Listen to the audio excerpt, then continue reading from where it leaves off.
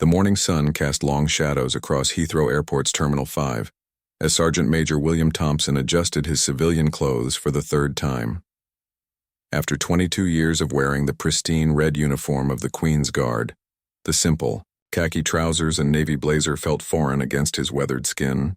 His large frame, built from decades of military discipline, seemed awkward as he navigated through the bustling departure lounge with his worn leather suitcase. William had spent the last 15 years standing motionless outside Buckingham Palace, his bearskin hat towering above curious tourists who tried everything to make him smile or move. He had protected the royal family through state visits, ceremonies, and countless public appearances. The medals in his suitcase told stories of service in Afghanistan, ceremonial duties, and unwavering dedication to the crown. Today, however, he was just another passenger trying to catch flight BA 457 to Edinburgh for his daughter's wedding. The airline check-in counter buzzed with activity as travelers queued with their boarding passes and complaints. William approached the desk where a young woman with perfectly styled blonde hair and a practiced smile greeted customers. Her name tag read Sarah Mitchell, Customer Service Supervisor. She looked up from her computer screen, her expression neutral and professional. "Next passenger, please," Sarah called out, barely glancing at William as he stepped forward. He handed over his ticket and identification, his calloused hands showing years of handling ceremonial rifles and standing at attention in all weather conditions. Sarah scanned his documents with quick efficiency, her fingers dancing across the keyboard. Something on her screen made her pause, and she looked up at William with a slight frown. "I'm sorry, Mr. Thompson, but there's been an issue with your booking. It appears your seat has been reassigned due to an administrative error." William's heart sank. He had saved for months to afford this flight, wanting to arrive in Scotland with dignity for his daughter Emma's special day. "I don't understand," he said quietly, his voice carrying the measured tone of someone accustomed to following orders. "I booked this seat 3 months ago and confirmed it yesterday." The supervisor's expression hardened slightly as she studied his modest appearance and worn suitcase. "Unfortunately, we've had to accommodate some priority passengers. I can offer you a seat on tomorrow's flight, but today's flight is completely full." Her tone suggested the conversation was over, dismissive in a way that made William's military training bristle against the disrespect. Behind William, a small crowd began to form as other passengers waited their turn. He could feel their impatient stares and hear the subtle sighs of people checking their watches. The shame burned in his chest as he realized he was becoming one of those difficult customers he had observed from afar during his rare travels. "Please," William said, his voice remaining steady despite the growing desperation. "My daughter is getting married tomorrow morning. I'm walking her down the aisle. There must be something you can do." He reached into his jacket pocket and pulled out a small photograph of a young woman in a nursing uniform, her smile radiant and proud. Sarah glanced at the photo with feigned sympathy, but her decision remained unchanged. "I understand your situation is important to you, but we have policies to follow. These seats were needed for passengers with higher priority status. I can put you on standby for any last-minute cancellations, but I wouldn't recommend counting on it." The words hit William like a physical blow. In all his years of service, he had never missed an important family moment due to duty. He had been present for Emma's graduation from nursing school, her first job at the hospital, and every significant milestone despite his demanding military schedule. The thought of missing her wedding because an airline deemed him less important than other passengers felt like a betrayal of everything he had worked for. William looked around the terminal, seeing business travelers in expensive suits chatting loudly into their phones, families with multiple suitcases arguing about seating arrangements, and young people absorbed in their electronic devices. None of them seemed to notice or care about the quiet man in modest clothes being turned away from his own confirmed seat. The irony wasn't lost on him. Just last week, he had stood guard as foreign dignitaries arrived for a state dinner, ensuring their safety and comfort without recognition or thanks.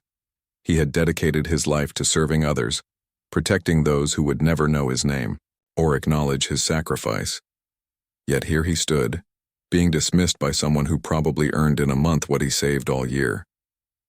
As Sarah began helping the next customer, William felt the familiar weight of duty and discipline that had shaped his entire adult life. He stepped aside, clutching his boarding pass and photo, wondering how he would explain to Emma that her father might not be there for the most important day of her life. The terminal buzzed around him, but for the first time in decades, Sergeant Major William Thompson felt truly invisible. William found an empty chair near the departure gate and sat down heavily, his military posture finally sagging under the weight of disappointment. He pulled out his old mobile phone, its cracked screen reflecting the harsh fluorescent lights of the terminal. With trembling fingers, he dialed Emma's number, dreading the conversation he was about to have. "Dad!" Emma's cheerful voice burst through the speaker, filled with the excitement of a bride-to-be. "Are you on the plane yet? I can't wait to see you tonight. The rehearsal dinner is going to be perfect, and Mrs. Henderson from next door made those little sandwiches you love." William's throat tightened as he searched for words. "Emma, sweetheart, there's been a complication with my flight." He could hear her excitement dim immediately, replaced by concern that made his heart ache. "What kind of complication? Dad, you're scaring me." The worry in her voice was palpable, and William could picture her face, the same expression she wore as a child when he had to leave for extended military assignments. He explained the situation as calmly as possible, watching other passengers board planes to destinations where they would be welcomed, where their presence was expected and valued.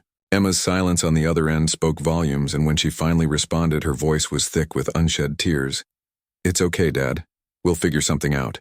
Maybe Uncle Robert can walk me down the aisle, or—" Her voice trailed off, and William knew she was trying to be strong for him, just as he had taught her to be strong when life presented challenges.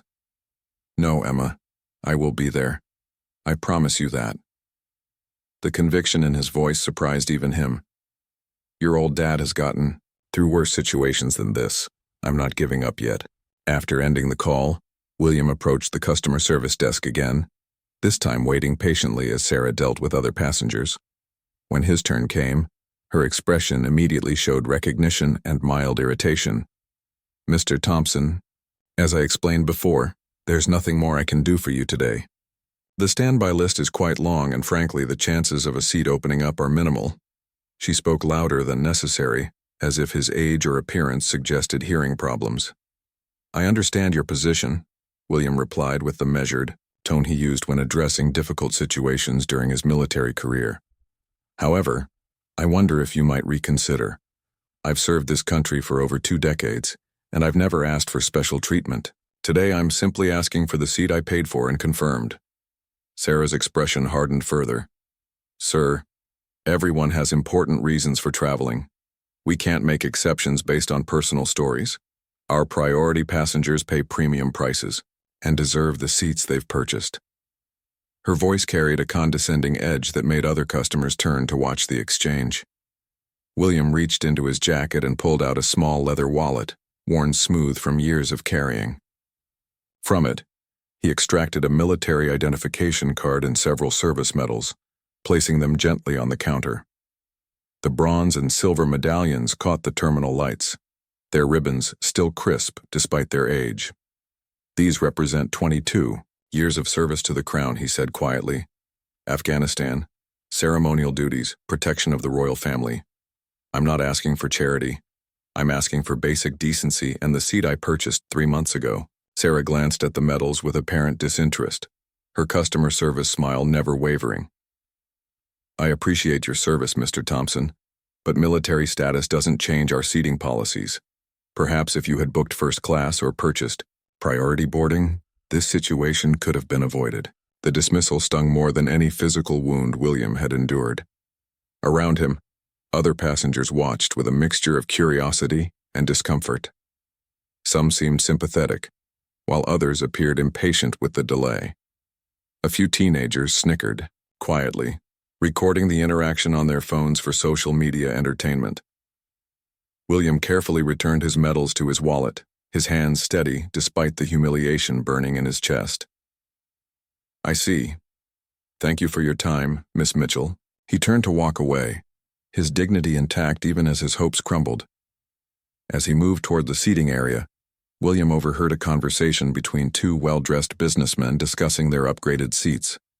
They spoke casually about their platinum status and the perks of frequent travel, oblivious to the man who had just been denied basic courtesy despite his lifetime of service. The irony was overwhelming. William had spent years protecting people he would never meet, standing in harsh weather, maintaining perfect discipline while tourists mocked and tested him. He had served with distinction in war zones, earned commendations for bravery, and dedicated his life to duty before self. Yet here, in a civilian setting, his service meant nothing to those who profited from the freedoms he had helped protect. William settled back into his chair, watching planes taxi on the runway through the large terminal windows. Each departing aircraft felt like another door closing, another opportunity lost. He thought about Emma, probably pacing in her Scottish hotel room, worrying about her father and trying to maintain composure for her wedding day. The terminal clock ticked toward boarding time for his flight, each minute a reminder of his powerlessness in this situation. For the first time in his disciplined life, Sergeant Major William Thompson felt like giving up. The departure lounge buzzed with increasing activity as boarding time approached. William watched fellow passengers gather their belongings, check their phones, and prepare for their journeys.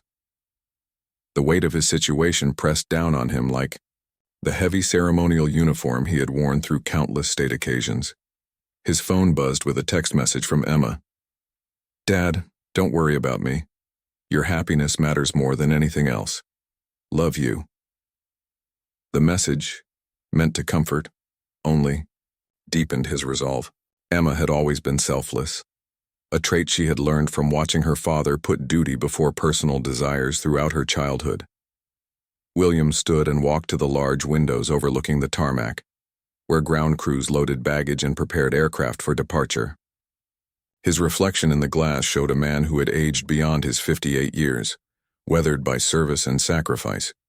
The face looking back at him had stood watch in the coldest London winters and the hottest Afghan summers, yet today felt like his greatest test. Behind him, he heard Sarah Mitchell's voice announcing the beginning of boarding for flight BA457. "Ladies and gentlemen, we will now begin boarding for British Airways Flight 457 to Edinburgh. We invite our first-class passengers and those requiring special assistance to board at this time."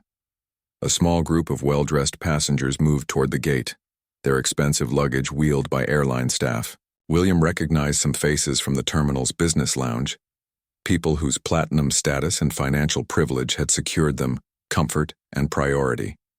Among them walked a portly man in an expensive suit, speaking loudly into his phone about closing million-pound deals. "Now boarding rows 1 through 6 for flight BA457, Sarah announced, her voice carrying the practiced enthusiasm of someone going through familiar motions. More passengers joined the queue, their boarding passes checked with smiles and efficiency. William approached the gate area, positioning himself where he could observe the boarding process. Perhaps someone would fail to show up, creating the last-minute opening he desperately needed. He had survived combat situations by maintaining hope when circumstances seemed impossible, and he refused to surrender that hope now. As the boarding progressed, William noticed a commotion near the airline's customer service desk. A group of what appeared to be security personnel had gathered, their earpieces and discreet mannerisms suggesting they were more than ordinary airport staff. Their presence seemed to create a subtle shift in the terminal atmosphere, other passengers instinctively moving away from the area. Sarah Mitchell looked nervous as she spoke with the security team, her earlier confidence replaced by obvious anxiety. She kept glancing at her computer screen and then toward the gate area, as if expecting someone important. The conversation between her and the lead security officer appeared intense, with frequent hand gestures and serious expressions. Williams' military training had taught him to observe and assess unusual situations. The security presence, the nervous energy of airport staff, and the way other airline employees had begun gathering suggested something significant was about to occur. His instincts, honed by years of protecting high-profile individuals, told him this was not a routine security check. "Ladies and gentlemen, we need to pause boarding for just a few moments," Sarah announced over the intercom, her voice slightly shaky. "We apologize for any inconvenience and will resume shortly." Passengers in the boarding queue looked at each other with confusion and growing irritation. The security team expanded their perimeter, creating a clear path from the terminal entrance toward the gate. Airport maintenance staff appeared quickly, cleaning areas that were already spotless and ensuring every detail was perfect. The sudden attention to perfection was unmistakable to someone who had spent years preparing for royal inspections. William's heart began to race as he recognized the familiar patterns of preparation he had witnessed countless times at Buckingham Palace. The positioning of security personnel, the nervous energy of staff, the way other passengers were being discreetly moved away from certain areas, all indicated the imminent arrival of someone extremely important. His phone rang, and Emma's number appeared on the cracked screen. "Dad, I just saw something strange on the news. They're showing footage of some kind of security situation at Heathrow. Are you okay? What's happening there?" William looked around the terminal with new understanding. The situation was evolving beyond a simple flight delay, and his experienced eye caught details that other passengers missed. Security cameras were being repositioned, additional staff members were arriving, and the entire atmosphere of Terminal 5 had shifted from routine travel to something approaching a state occasion. "I'm fine, sweetheart," he told Emma, his voice carrying a calm authority that came from years of handling unexpected situations. "Something unusual is happening here, but I'm safe. Let me call you back in a few minutes." As William ended the call, he noticed Sarah Mitchell looking directly at him from across the terminal. Her expression had changed completely, no longer dismissive but instead filled with what appeared to be recognition and growing concern. She spoke urgently to the security officer beside her, pointing in William's direction. The pieces of an extraordinary puzzle were falling into place, and William's trained instincts told him that his long day of disappointment was about to take a very unexpected turn. The terminal's atmosphere shifted dramatically as a convoy of black vehicles pulled up to the VIP entrance visible through the large windows. William's trained eye immediately recognized the formation: two lead cars followed by the main vehicle, with diplomatic flags and two trailing security cars. The precision of their movement spoke of royal protocol, something he had witnessed hundreds of times during his service. Sarah Mitchell's face had gone pale as she hurriedly spoke with the security team leader, a tall man in a dark suit who kept checking his watch and scanning the terminal. Their conversation appeared urgent, with frequent glances toward William's location. Other airline staff members had gathered, their usual casual demeanor replaced by the nervous energy that accompanied unexpected visits from very important persons. The boarding queue for Flight BA457 had dissolved into confused clusters of passengers, some filming the security activity with their phones, while others demanded explanations from increasingly flustered gate agents. The man in the expensive suit who had been discussing million-pound deals now looked annoyed and insignificant compared to the unfolding drama. William felt his military instincts fully engage as he observed the coordinated movement of personnel throughout the terminal. Additional security officers had taken positions at strategic points, their earpieces crackling with constant communication. The familiar ballet of protection that he had participated in countless times was playing out before him, but for once he was merely a spectator. Through the windows, William watched as the main vehicle's doors opened. First emerged the unmistakable figures of royal protection officers, their movements precise and professional. Then, stepping out with the dignified bearing that William had guarded for over a decade, appeared King Charles himself. Dressed in a perfectly tailored navy overcoat and looking every inch the monarch despite the informal setting. The terminal fell into an extraordinary hush as word spread that His Majesty had arrived at Heathrow. Passengers stopped their conversations mid-sentence. Children pressed their faces against windows, and even the most jaded frequent travelers pulled out their cameras. The king moved with purpose toward the terminal entrance, his security detail maintaining their protective formation. William's heart pounded with a mixture of pride, confusion, and growing anticipation. In all his years of service, he had never encountered the king in a civilian setting, away from the formal protocols of palace life. The sight of his former sovereign in this ordinary airport terminal felt surreal, like two worlds colliding in the most unexpected way. Sarah Mitchell approached William with hesitant steps, accompanied by the lead security officer whose expression had softened from professional alertness to something approaching respect. Her earlier dismissiveness had vanished completely, replaced by obvious nervousness and what appeared to be dawning realization of a significant mistake. "Mr. Thompson," she began, her voice shaking slightly, "I believe there's been a terrible misunderstanding about your flight today. Could you please come with me? We need to sort this out immediately." The security officer extended his hand to William with a slight bow of his head. "Sergeant Major Thompson, I'm Commander Richards from the Royal Protection Unit. His Majesty has requested to speak with you personally. If you would please come with us."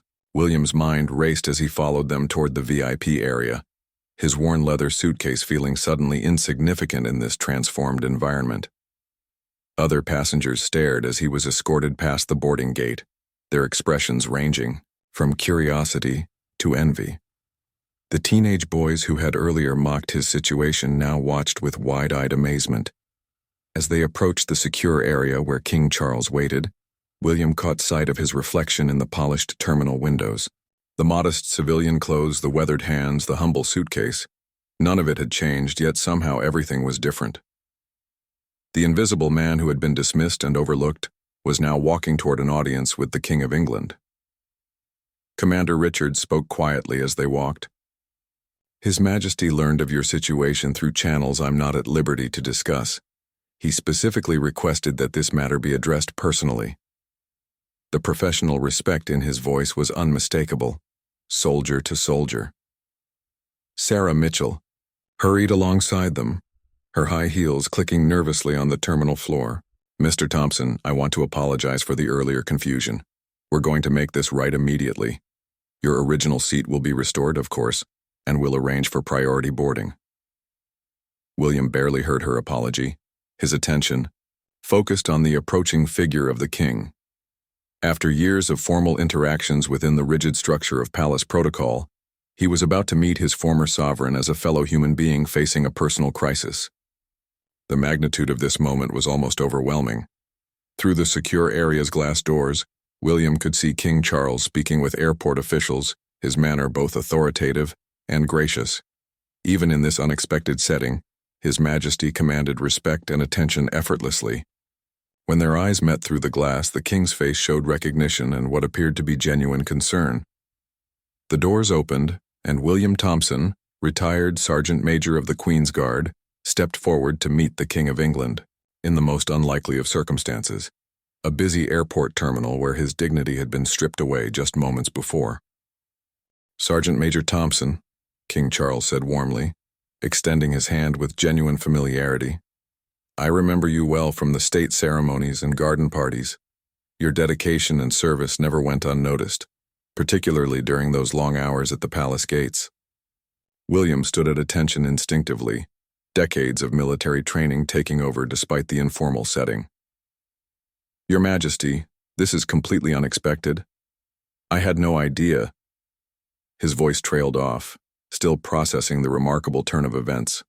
The King gestured for William to relax, his manner more personal than the formal interactions they had shared during ceremonial duties. "Please, at ease. I heard about your situation with the airline today, and frankly, I find their treatment of you absolutely unacceptable. A man who has served the crown with such distinction deserves far better."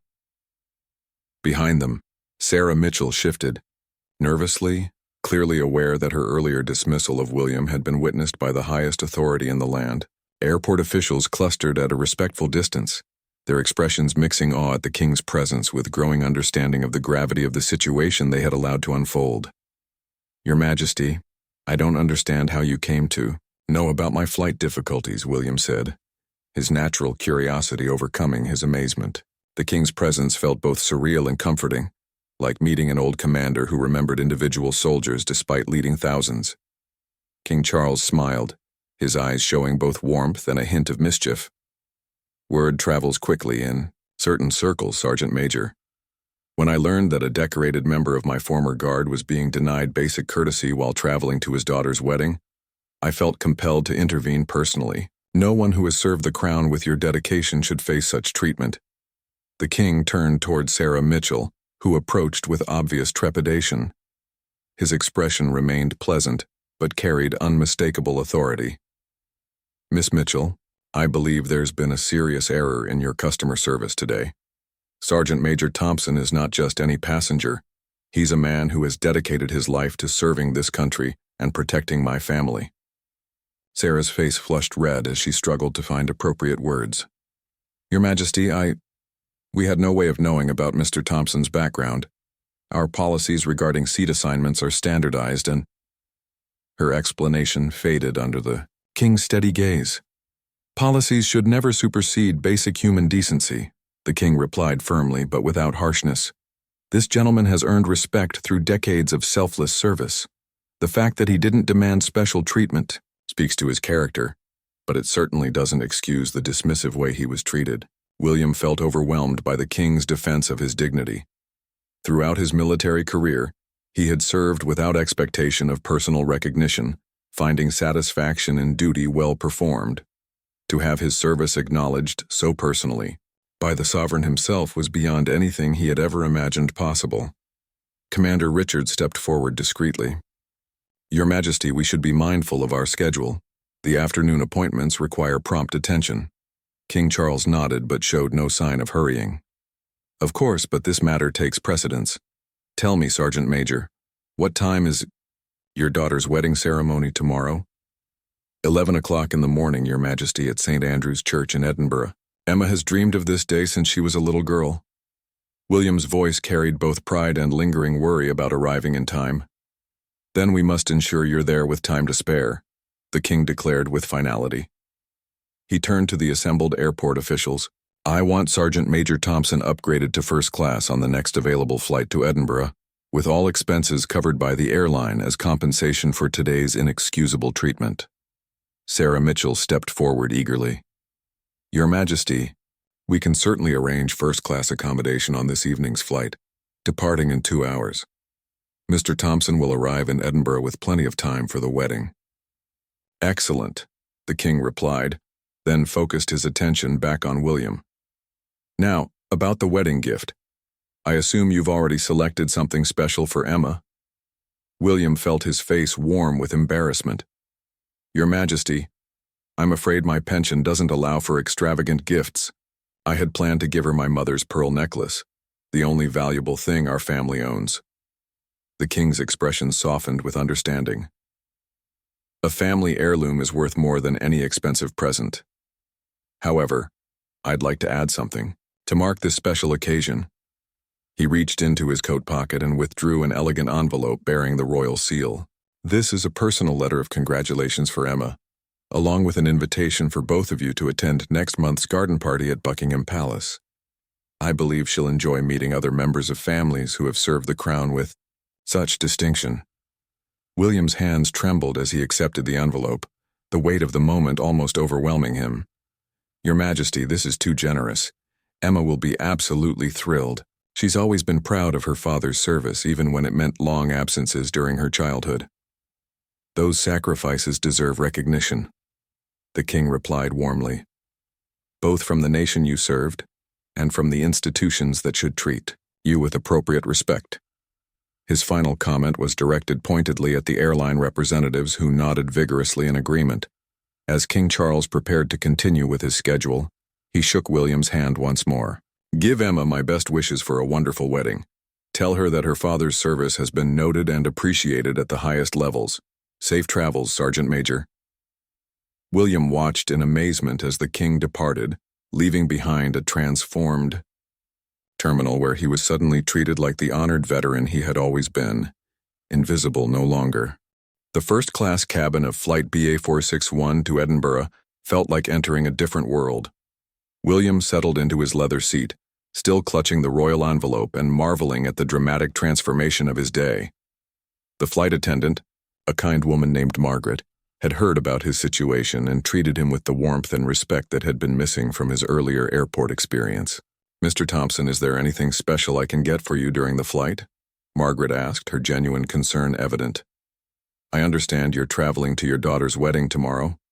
How exciting. William smiled, feeling lighter than he had in months.